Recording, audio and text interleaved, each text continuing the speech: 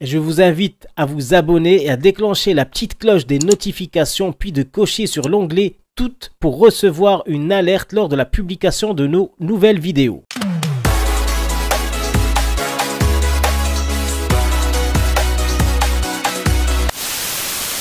Ni hao les amis, j'espère que vous allez bien, que vos familles se portent bien. Avant de commencer cette vidéo, je tenais à vous informer, très chers abonnés, que nous avons subi ces derniers jours de la part du Makhzen une grave atteinte à notre intégrité physique. Nous ne pouvons en dire plus pour l'instant, car l'enquête est en cours.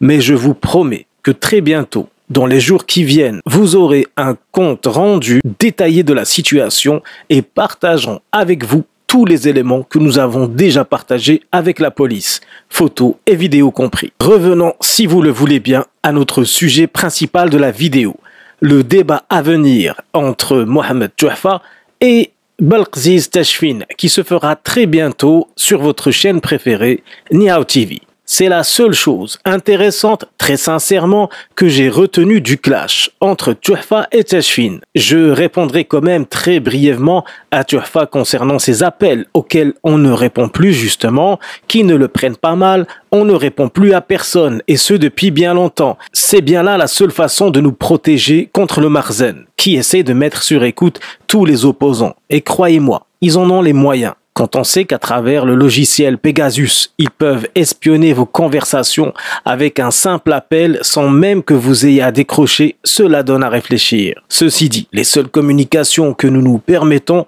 sont dans le cadre de nos activités professionnelles et bien évidemment quelques rares communications avec la famille ultra proche. Et je dirais aussi très brièvement à Tachfine qu'il est vain de parler des raisons pour lesquelles la proposition de débat n'a pas abouti il y a de cela environ 7 mois. Je retiens donc l'essentiel et que vous avez accepté tous les deux un débat public. Je dis bien débat et non pas clash, car ici les enjeux idéologiques sont énormes. Il s'agit bien là d'opposer l'essence même de la monarchie à l'idéologie républicaine, et non d'assister à la confrontation de deux personnes. Touhfa étant la plus grande icône médiatique représentant la monarchie et Tachfine étant l'emblème par excellence du système républicain marocain. Nous aurons bien là, croyez-le, une rencontre historique qu'absolument personne ne voudra manquer. Les règles du débat seront claires. Mon seul rôle ce soir-là sera de les faire respecter. Et je préfère les annoncer dans cette vidéo. Pas d'insultes ni d'attaques personnelles.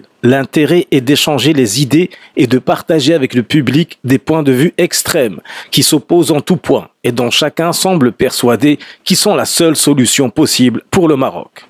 Il faudra laisser aussi le temps à chacun de répondre. Respecter le temps de parole permettra d'écouter jusqu'au bout les raisonnements, théories et arguments qui seront émis. En plus des questions que je me ferai un plaisir de préparer, les invités auront aussi le droit de poser des questions en rapport avec le sujet abordé. Bien sûr, tout ceci dans certaines limites que j'essaierai d'appliquer. Je piocherai aussi dans les questions du public quand elles me sembleront pertinente. Évidemment, le débat sera en langue marocaine pour être compris par le plus grand nombre. Ceci dit, les questions seront en français et en darija. Un traducteur sera présent sur le chat pour retranscrire dans la langue de Molière le débat. Je contacterai les différents intervenants très bientôt pour fixer le jour, l'heure, ainsi que la méthode de diffusion de ce débat qui risque de marquer l'histoire de la politique marocaine et fera peut-être évoluer les consciences de tout un chacun. Pour clore ce sujet, je tiens à dire que je m'imposerai une neutralité journalistique parfaite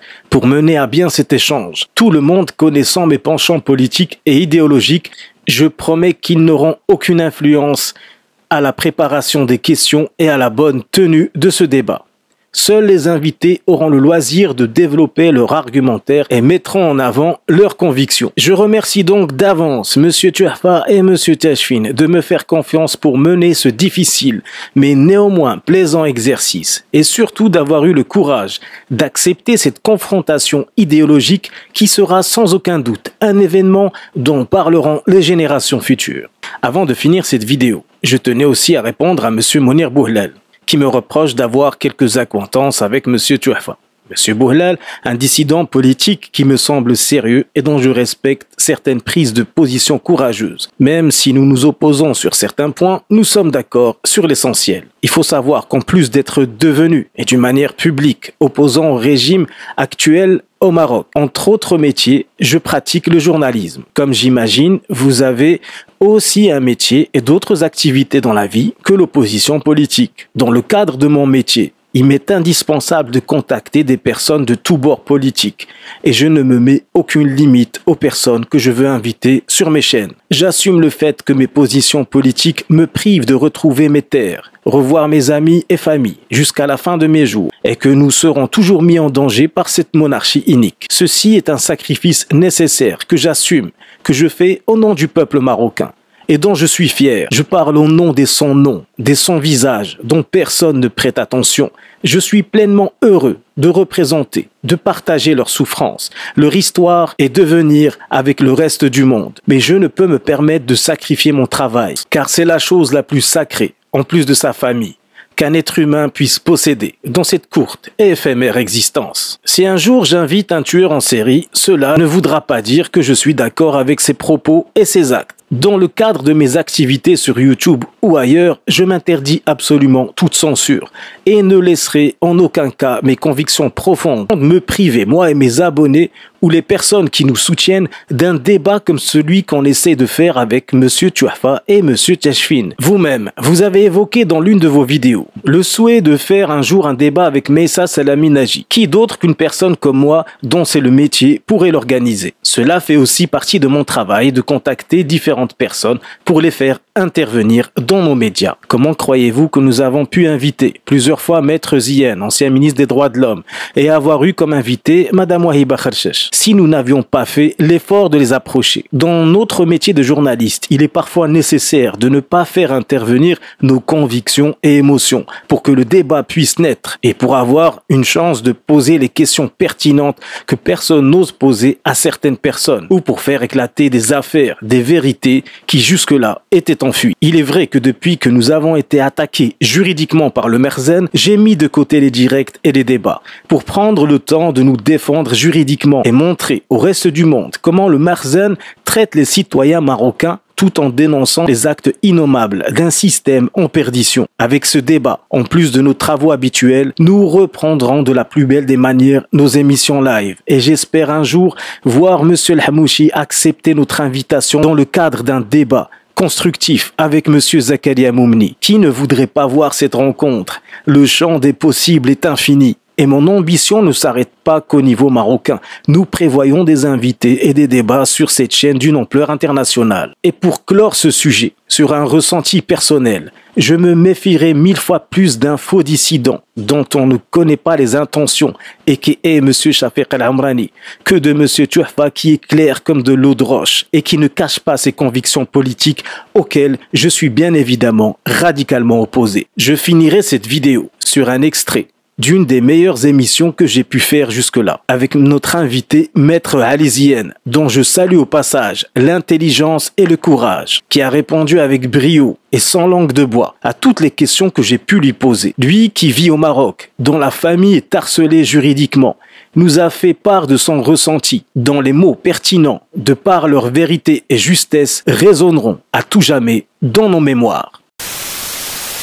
Qu'en est-il réellement des libertés individuelles et de la liberté d'expression actuellement dans notre pays?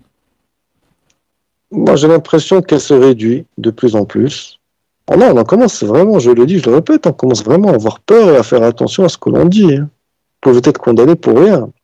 Avant, oui, bon, pour des histoires d'expression, les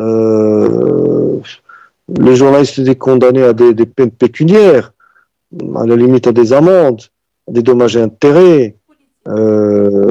Alors que, moi je me souviens de l'affaire de Rachid Nini, hein, parce que bon, le cabinet l'avait traité, tout le monde s'en souvient, tout le monde était scandalisé. Était condamné, je crois, à quelque chose comme 5 ou 6 millions de dirhams. D'accord, mais il avait humilié 4 ou 5 magistrats. Comme dit Dounia, c'était politique, on condamnait les gens pour des faits politiques. On l'a pas condamné à de la prison. Il n'a pas pris, une peine de prison pour ça. Mhm. C'était pécunier. Après, on est d'accord, pas d'accord, c'est un débat. Mais voilà, Rachid Méline n'a jamais été en prison pour ça. Il a été en prison pour autre chose. Je peux vous en citer. Boukal Jamais aussi, bon, c'était une condamnation pécuniaire. Mhm. Mais voilà, il avait quand même touché à l'intégrité territoriale, à la marocanité du Sahara. Voilà, finalement, il a été condamné à payer des dommages et intérêts qu'il n'a jamais exécutés, que le cabinet n'a jamais exécuté contre lui. Donc voilà, c'était ça. Mhm. Les journalistes étaient condamnés à des peines pécuniaires. Maintenant, c'est la prison automatiquement. Voilà, je vois pas où est le développement. J'ai l'impression qu'on fait marche arrière. On condamne plus les gens pour absolument n'importe quoi, alors qu'avant, il y avait des raisons, on va dire, politiques, qui étaient censées au moins. Là, on À voit... l'époque, et en plus, ce n'est pas la même époque. Mm. Ce n'est pas la même époque. Bon, à l'époque, les choses étaient plus difficiles, la politique était plus sensible. Euh, euh, voilà, mais on n'avait pas ça, même du temps du règne même ce qu'on appelle les années avant 99, du temps de Feu Sa Majesté Hassan II. Moi, je me souviens pas. Je sais pas. Vous dites qu'on est de la même génération. Moi, je me souviens pas d'un journaliste condamné à de la prison parce qu'il a écrit ou dit quelque chose. Hein. Jamais, jamais. Jamais. Hein. Mm.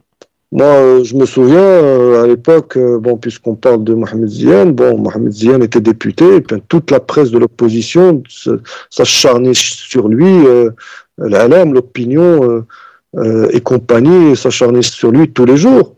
Ils sont tous là, hein. Jamais, il ne leur est jamais rien arrivé. Essayez d'écrire quelque chose aujourd'hui sur un haut responsable. Hein. Essayez. D'où vient cette absurdité, à votre avis? Je pense que c'est les hommes qui étaient au pouvoir à l'époque et qui ne sont plus aujourd'hui. Ils ont été remplacés par d'autres qui croient en la répression plus qu'autre chose. Voilà. Puis la répression n'a jamais rien résolu. Hein. Vous savez, les régimes totalitaires, Hitler, Staline étaient hyper répressifs. Ça n'a rien donné, je veux dire. On a L'URSS vu n'existe plus. comment ça a fini, bah oui. Ça a fini, voilà, vous voyez comment ça a fini. Qu'est-ce qu'ils sont aujourd'hui? Ils font partie de la poubelle de l'histoire. Hein. Voilà, après, voilà, après on choisit ce qu'on veut. Après, bon, il y a des gens qui ne voient pas plus loin que leur nez, ils voient le moment présent, et puis d'autres qui se voient entrer dans l'histoire. Exactement. Ceux qui se voient entrer dans l'histoire font de grandes choses, et puis les petits, ben écoutez, ils voient tout de suite, ils ne voient pas demain, mais bon. Rien dire de plus beau que votre dernière phrase. On passera à la question suivante. Magnifique, très bien résumé. L'avenir, voyez-vous concrètement pour vous, en tant qu'avocat, pour votre cabinet d'avocat, pour la justice au Maroc et par rapport à l'évolution des droits fondamentaux de l'humain dans notre très cher pays? Bah, écoutez, mon avenir en tant qu'avocat, il est lié à l'évolution de la justice au Maroc, ça c'est clair. Maintenant, la justice, elle a besoin d'une grosse réforme, une vraie réforme. Il ne s'agit pas de réformer en construisant des beaux bâtiments ou des bâtiments nouveaux pour faire des tribunaux. La justice, la justice, c'est avant tout la qualité des jugements. Qu'on rende des jugements dans des grandes salles dorées ou qu'on la rende sous un arbre, quand la décision est juste, c'est tout ce qui compte. Donc il faut faire une grosse réforme avec des gens qui croient, qui s'y connaissent en droit, des gens bien formés, qui ont une vision. Il y a certains axes à respecter. Il faut en finir avec il faut vraiment séparer définitivement le parquet du juge du siège. Il faut que vraiment on ait deux entités indépendantes l'une de l'autre.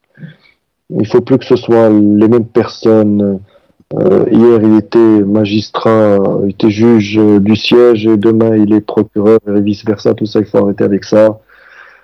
Il faut écarter certaines personnes. Il y a certaines personnes dans certaines responsabilités judiciaires que voilà, ne sont pas à la hauteur, donc il faut les écarter pour pouvoir justement faire cette réforme. Et puis, il faut remettre l'avocat et le client au centre de la procédure judiciaire. Parce que c'est ça l'important. En fait, le jugement, le procès, il tourne autour de qui? Il tourne autour de l'accusé ou au civil autour des parties. C'est eux les plus importants. Ici, dans la pratique, j'ai l'impression le plus important, c'est le juge quand il rentre. Attention, faites attention. Le juge est entré, donc il fait ce qu'il veut.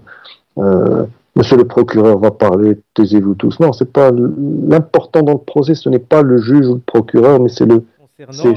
Par rapport à ce que vous dites, là, j'ose vous couper. Est-ce que vous avez justement des visées politiques par rapport à tout ça pour essayer de changer les choses à l'intérieur du système? Oui, mais bien sûr, quand on milite, puisque je suis également militant du Parti marocain libéral, quand on milite, c'est bien sûr pour arriver à changer tout ça, à mettre en place ces réformes. Oui, j'ambitionne, j'aimerais bien participer à cette grande réforme de la justice qui arrivera, j'espère, un jour et qui doit arriver de toutes les façons, parce que parti comme c'est, vu la situation actuelle, non, il y a quelque chose qui cloche. Hein. Il faut vraiment refaire les choses, comme je vous ai dit, il faut séparer les procureurs définitivement des juges. Il faut remettre l'avocat et le client au centre de la procédure judiciaire, civile et pénale. Il faut changer de culture, il faut réformer toute la procédure de détention provisoire, il faut mettre des conditions strictes. On ne peut pas laisser un juge la liberté totale de décider de mettre un tel en prison, un autre non. Non, vous allez en prison quand vous êtes condamné définitivement. La détention provisoire, oui, bon, en cas de flagrant délit, d'atteinte à l'intégrité physique ou d'une personne, dans des cas vraiment précis, avec un encadrement vraiment précis. Bref, on a besoin de tout on a besoin déjà de tracer des cadres, des lignes directives, et ensuite de détailler tout ça. C'est un très gros travail. Et pour cela, il faut des grands hommes, il faut des hommes qui connaissent le droit, de grands juristes, des gens qui maîtrisent parfaitement les droits de l'homme, parce que c'est ce qui compte, c'est les libertés fondamentales. Il faut des gens qui s'y connaissent en libertés fondamentales, parce que vous êtes juriste, vous connaissez la procédure civile et pénale, le code civil, ça c'est très bien, ça tout le monde le connaît. Mais il faut surtout maîtriser la matière des droits de l'homme, les libertés fondamentales. Il faut savoir ce que c'est que les libertés fondamentales et le respect de l'homme. Là, vous pouvez réformer la justice. Mais, bonjour, je suis diplômé en droit, je viens réformer, on est tous diplômés en droit, mais il y a ceux qui peuvent réformer et d'autres qui ne le peuvent pas. D'autres qui ne savent pas réformer.